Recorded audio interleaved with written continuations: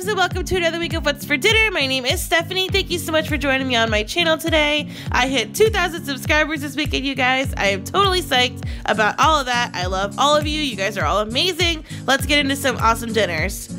Alright guys, so we're going to start out the week with hibachi. I love hibachi. This is that poor guy. He was having a rough time with the matches. But anyways, he eventually got it and like went crazy with this fire, which was super awesome. We love hibachi, so we went out as a family. I got a huge promotion at work, so we were celebrating. And what says celebrating more than a volcano made of onions?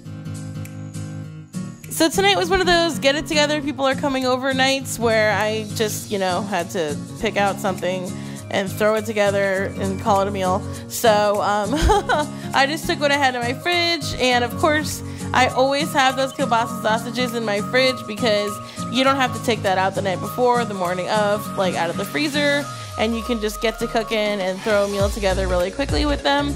By the way, I know that my cutting board is moving and I apologize for that. I know it's annoying to like watch it like scale back and forth. I just forgot to put a wet paper towel underneath it. So just to mention, this is a lot like my Southern stir-fry recipe, and I will go ahead and link that video up above here so you can take a look at that, and that's just a different take on what I'm making tonight. So basically what I'm doing here is I am kind of browning up the sausage before I put my veggies in. That way I don't have to cook my veggies at such a high heat that they start to like burn before they're cooked all the way through. And then of course then I won't need to add any oil or anything in there because I'll just put it in from when I had the sausage in there, whatever it leaked out, which sounds disgusting. Whatever like fat was rendered off the sausage, that sounds better. I just cooked the veggies in that and it gives it a ton of flavor.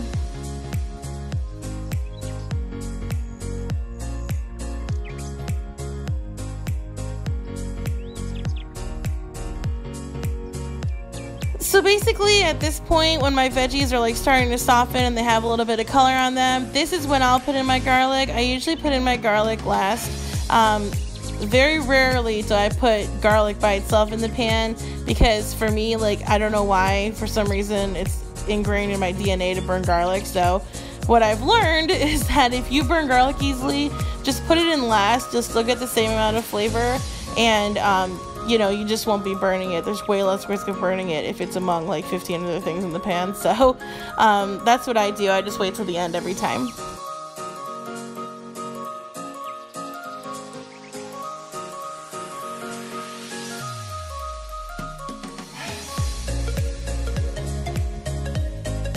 There you go. A little closer to the pot. Yes, there you go. So did you take the packets out? Okay. So you're good. Okay, go ahead. Try it again now. So just show me the pot. Or just about. Okay, go ahead. Pour it in. One of my friends that was over for dinner wanted to help me, so I had him pour the pasta in there, and he was just being super fancy with it, so I had to put that clip in there. So I do this with basically everything I make, whether it's in a pan or, like cooking vegetables for soup or something like that.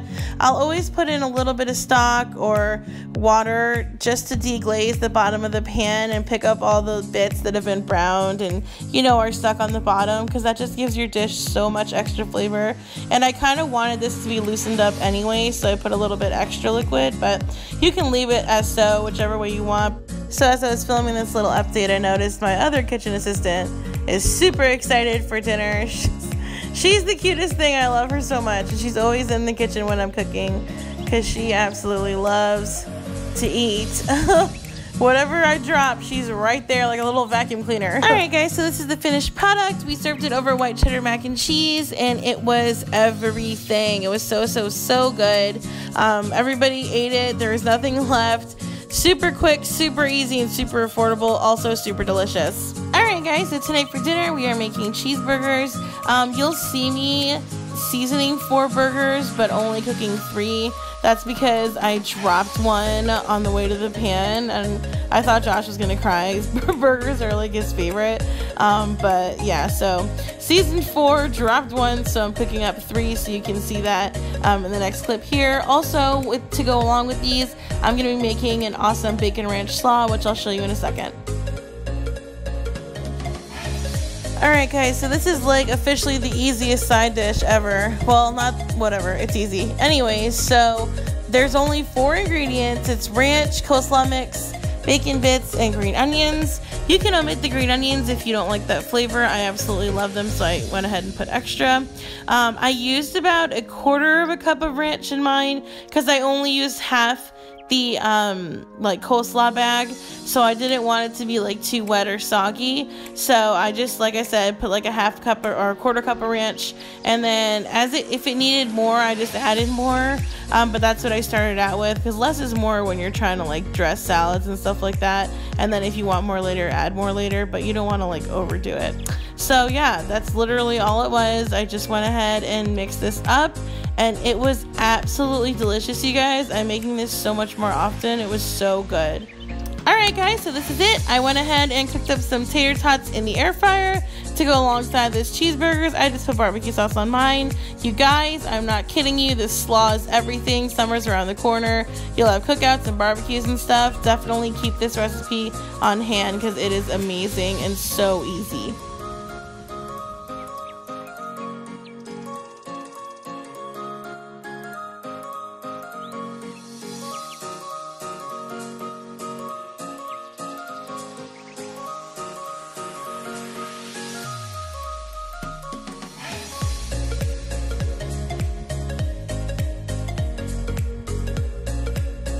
Alright, so tonight was another throw dinner together because you're having unexpected guests come over nights. So I just went ahead and threw together some super easy shortcut pasta. I'm using the sauce that's from Trader Joe's that I'll show you in a second.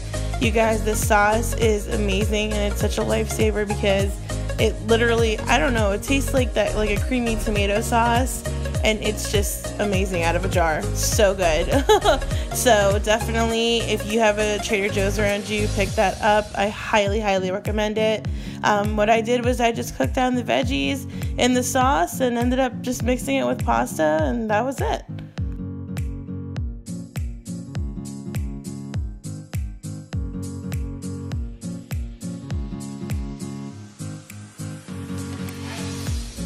So I am using some linguine. That's my favorite like long cut pasta. I feel like it just, I don't know, I feel like it goes better with sauces. Like it picks up the sauce better than spaghetti does, if that makes sense. But obviously just a personal opinion. Also, I like to like kind of break it, which is why there's a humongous mess on my stove all of a sudden.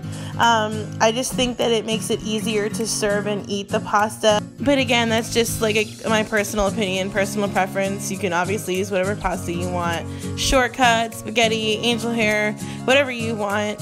Just if you break it in half, do it over the sink or something so you don't get it all over your stove like I did. So as you can see, I'm just like topping this with some mozzarella cheese, try to class it up a little bit. But again, you know, personal preference. I just think that it'll kind of, I don't know, make the sauce like more silky, more creamy, kind of, you know, just get a little mozzarella cheese in there. Cheese makes everything better, so that's basically all I'm gonna do to kind of, like I said, like class up, jazz up the dish. And then of course I'm gonna serve it with some Parmesan cheese on top, as you see here. And it's a delicious and super quick meal, super duper easy, and it took like probably, I want to say, like 20 minutes. Alright, so tonight we had breakfast for dinner. I wanted to do something different than like normal like eggs and sausage and bacon or whatever. So I took to Pinterest and found awesome Funfetti pancake recipe. I already pre-measured everything so that it would be really quick to put it together, and I'm going to show you how it's done. So what I did here is whenever I'm baking, I usually separate the dry ingredients from the wet ingredients, so that way the dry ingredients can get combined really well and they don't get all like lumpy for lack of a better word. But that's totally up to you. You can do this however you want. I just usually, you know, if I'm making something that has like more than one dry ingredient in there, I'm definitely going to stir it up together so that the dry ingredients are well combined and the wet ingredients are well combined.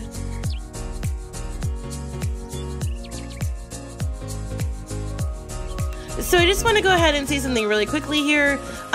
This recipe called for baking powder in it, and I don't think it needed it because you're using a cake mix, and these were like, they weren't so much fluffy as they were like, you know, they rose because that's like a leavening agent.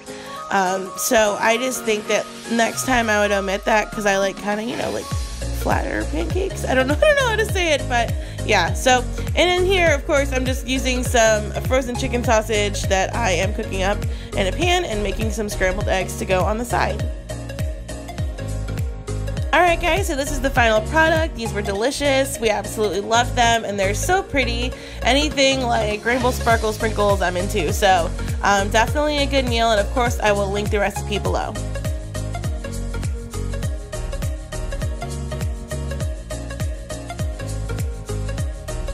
Alright guys, that's gonna do it for me this week. Thank you so much for watching. I know I didn't have any like really like revolutionary recipes this week, but I do have some more coming next week. And I'm so sorry that this is late getting out, guys. Things have been crazy around here. So I'm just trying to get back in like the loop of things. So yeah, thank you so much for watching. If you like this video, please give it a thumbs up and don't forget to subscribe. I hope everybody has a blessed and awesome weekend.